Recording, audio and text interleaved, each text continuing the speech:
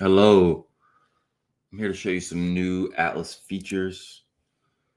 Every season, this is our third season, and every season, we have a foundation to start with, and then as the season moves along and, how it shakes out, we build more features, trying to connect with what people are thinking about, right?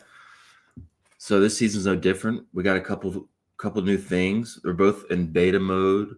They're both not like perfect, finalized, or polished, but they're useful immediately. So let's get to it. If you've seen this new manifest tab, here we go. This manifest. It's kind of like an inventory of all the entries in the field. It's different than the lobby. The lobby is like a leaderboard. It's about ranking. The manifest is more just a list that you can sort through by changing some criteria. For example, if you want to see all the entries that have used the Saints, let's click Saints. And we notice, so there's 46 entries alive total, and 99 of them have picked the Saints.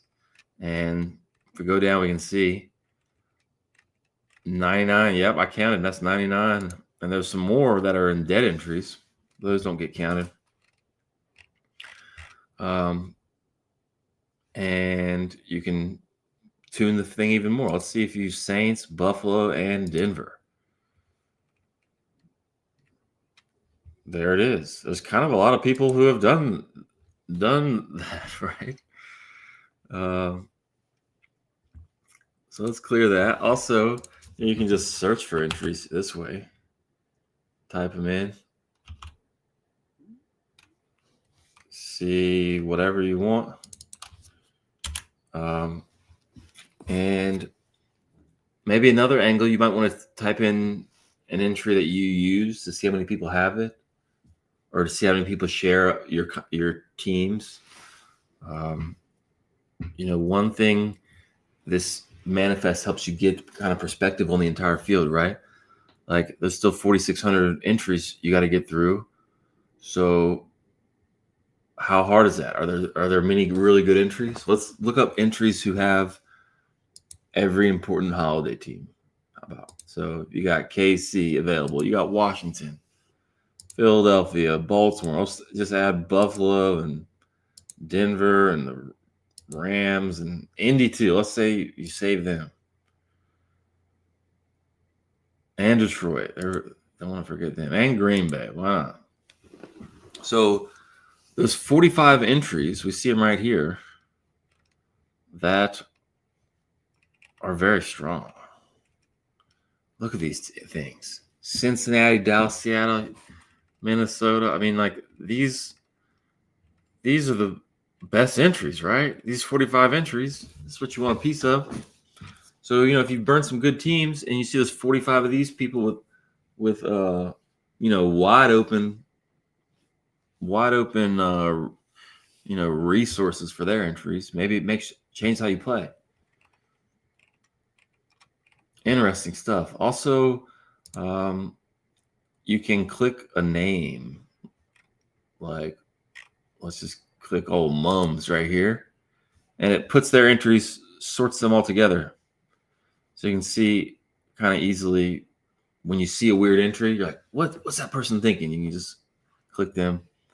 But you might have to remove some team filters if you want to see all their entries. Also, if you see a weird pick, you can click it and it'll sort, like this one right here. Minnesota.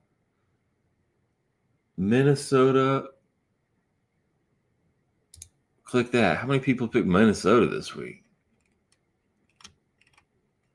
Well, we see them all right here. That's the Minnesota week 3 people. So yeah, there's a few little things to do, a few things to click. A lot of potential, but let us know how you're using it. Being able to find the wacky entries, that's probably what I like using it for the most. But, as the contest gets whittled down, it starts getting important to look at look at different things. Okay, like I just clicked Miami. All the entries that I've used Miami, 24 entries. This Big Vince entry is such an entry. Let me just type in, or let's see this Big Vince. Let's see all their entries.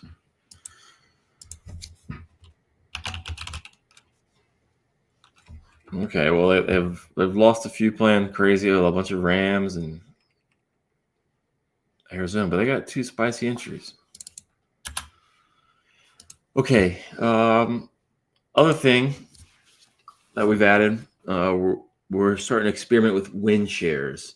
Win probability and the future spread value, they're both, trying to capture something. But for those who've thought about it a lot, there's clearly like room for more metrics, more ways of like trying to capture future value, potential, power, stuff like that. So win share, the idea is, if a team is 90% to win, it's a big difference if every other team that's a favorite that week is also 90% compared to if every other team was only 55%.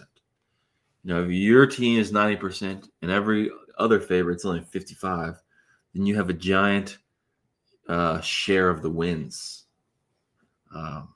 So the way we do it, we throw out the underdogs, except for the holidays. And then we take the excess win percentage over 50% for each one, throw it in a bucket, we sum them up, and then whatever your shares of that is this win share number. So we have this on the map, new color. If you want to switch into win share mode, and you can see the number in the corner is win share. So like right now, Green Bay is this big favorite, and they're at 14%. And then on week 9, we see them at 22%. So, wow, they're a lot more than. What's up with that? Well, if you're looking at week 9, you can see a lot of these favorites are close to pick them, right? Some big favorites. And in week 6, there's so many teams that are like 66% to win or better, something like that. So Green Bay doesn't have as much share. And you can kind of visualize it. And we also sum them all up and have like a future win share.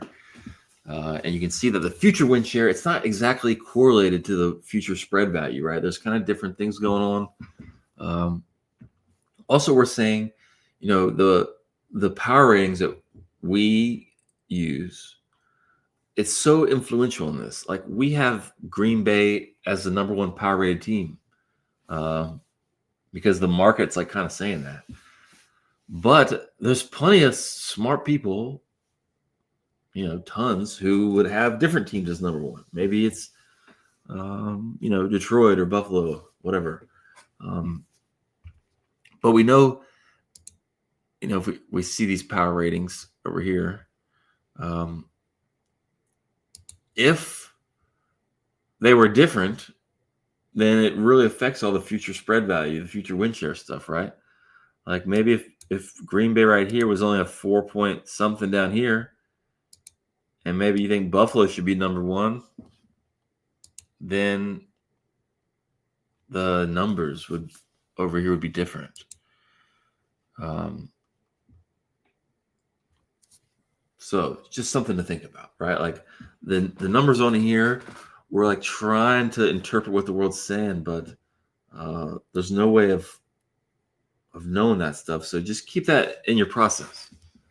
Even though the numbers, like thinking of some new metrics to measure stuff, really enforcing that, Green Bay is really good in the future. Well, maybe it's all just, reflexive based off having them as the highest power rating.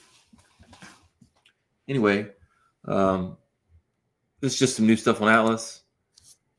We'll be talking about it later today at Survivor Tailgate if you're interested. As always, 4 p.m. on Thursdays. And thanks for watching.